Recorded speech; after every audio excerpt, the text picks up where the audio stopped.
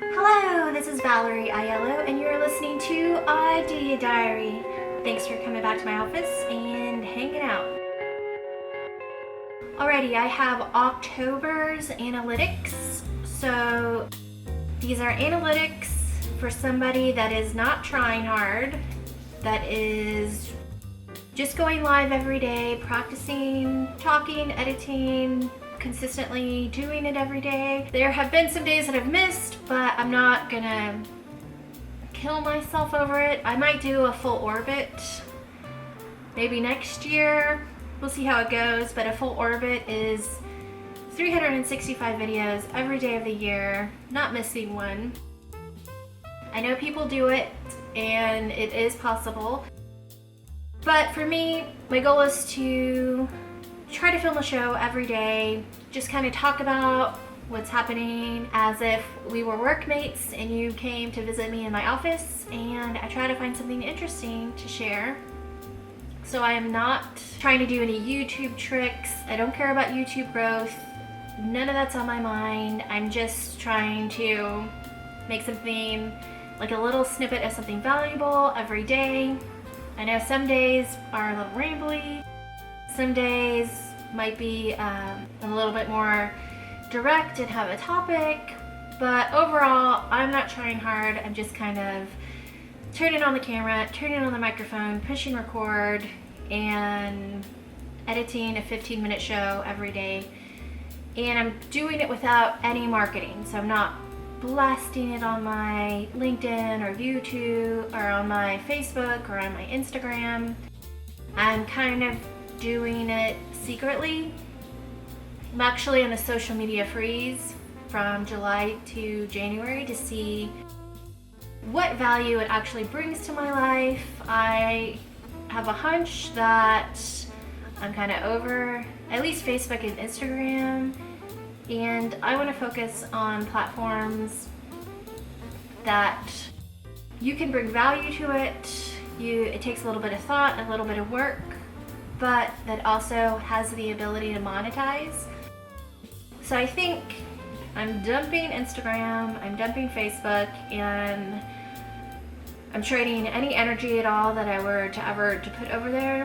I'm trading it to YouTube, podcasting, and eventually Medium. I'm pretty multi-talented as far as the skills that I could do. So professional graphic designer, I can shoot, edit video, I can do a whole lot of different weird things. And I think my weakest skill is writing. It's just one of those challenges that I'm trying to get over, just becoming professional enough to actually write little medium pieces, kind of add that to the podcast, and release some books on my own. So my IdeaDiary podcast is published through Anchor. Some people think Anchor's good, some people think Anchor's bad. I feel like if you're starting out, it seems like a pretty fantastic free way to learn how to do a podcast. The one thing that I'm learning from podcast is when I upload the show to Anchor, I pretty much, whatever the last show is what people are going to listen to. And when I upload the same show to YouTube, pretty much no one watches it right away, but as soon as I publish another episode, it seems like the views come in from the older work. So there is a little bit of a difference. I've just noticed that whatever the new show is on a podcast, that's the one people listen to, and they're not really going back to old content. Whereas YouTube, I guess, is a more searchable thing that's happening. So I might post a video and it gets crickets, but slowly as the days go on, people will watch it, and haven't had anything go necessarily viral. I've had a video hit 79 views. I think that's my top winning view count number for a video, which I think is amazing. It feels very weird to have anyone at all watching anything. I'm getting better. I think it's not very watchable, all my shows at the moment, but I feel like I'm getting somewhere, I'm going somewhere. And my view counts I've got for October, my YouTube views were 422, and my hours of watch time was 9 hours.1. So that was up almost 100 views from September, but my watch time went down an hour. So my podcast listens did go down. It seemed like it was rising up, but I guess my podcast listens was 323 listens, and my September listens was 408. So my listens did go down a little bit, but in September, most of my listens were on iTunes, and in October, most of my listens were from other, and it just says other, so I don't really know what platform that is. But the most interesting thing is my September impressions were 5,200. My October impressions went to 18,300, which is like, I'm considering this an hour a day of work. Just filming an episode, editing, uploading takes about an hour. If I get distracted and stuff like that, it might take a little longer, but that's just because I'm not trying to be fast. But ultimately, it's about an hour's worth of work for a 15-minute daily show. I feel like if you don't have money to run ads, it's definitely a fair trade. You get so much out of learning how to speak better into a microphone, learning how to communicate better, learning how to possibly make an entertaining show. I'm not there yet, but the work that I'm doing with the daily task to make a show is crazy. So my impressions being 18,000 is pretty cool. So from those 18,000 impressions, which means I guess someone searched for something and one of my videos came up as a relevant option for them to watch. 207 people watched. My watch time hours from impressions was 4 hours.14.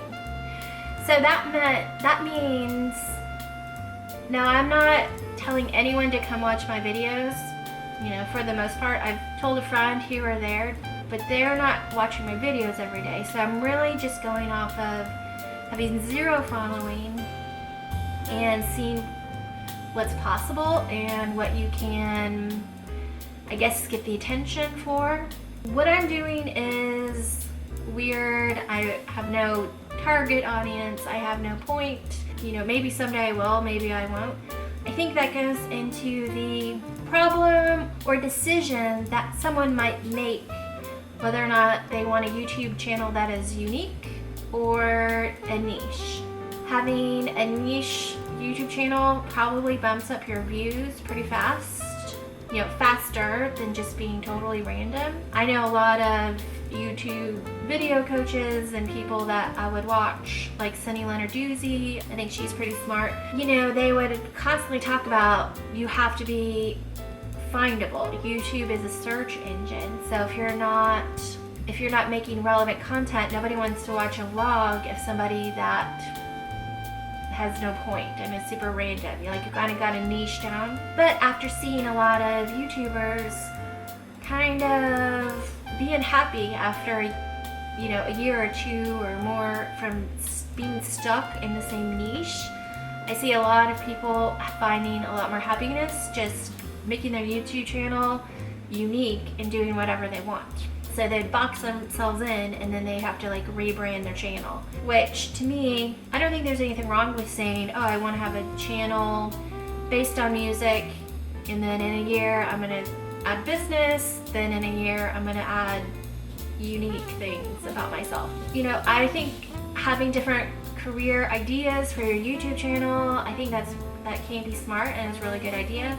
I also think maybe just out the gate, just being weird and doing whatever you want could also be good, because nobody's really watching you and you can be weird and silly and not have the pressure that somebody is out there with expectations and you are not meeting them.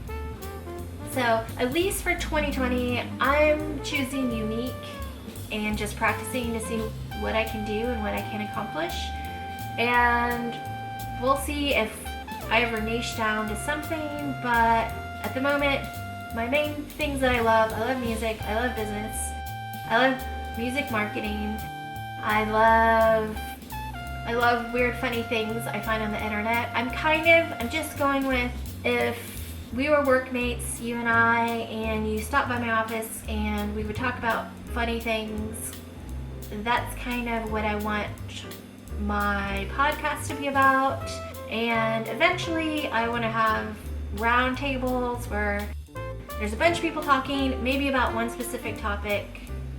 Like I said, I really love that Gary Vee show that was 2 hours long with the 10-minute interviews that were just rapid interviews. So people were on, so you could kind of enjoy the long form show if that's what you wanted, or just watch the snippet that you were interested in and move on. I don't know how innovative it is. Maybe a lot of people are doing that and I just am not aware. But for me, when Gary Vee did it, kind of solidified in my mind, there it is. That is a great idea because that's 2 birds with 1 stone. It's valuable. You might hear interviews of people that are right up your alley but you didn't even know existed. And I just love it on so many levels. Niche versus unique. I'm going unique because I don't see any reason to not, because I do not care about all the tips and the tricks and the YouTube things that you could do to get more views. I just want to be authentic and hopefully meet new friends through just making crazy videos about whatever comes across my plate that day. And I hope you like the analytics episode, and I will put all my analytics from July, August, September, October in the show description. I really appreciate you listening on iTunes or Spotify or other, whatever it is, Podbean, I'm not sure. Maybe you can let me know how you're listening. And I appreciate it if you're watching the show on YouTube. Anyway, I still don't know how to end the show, so I'm just going to play the music.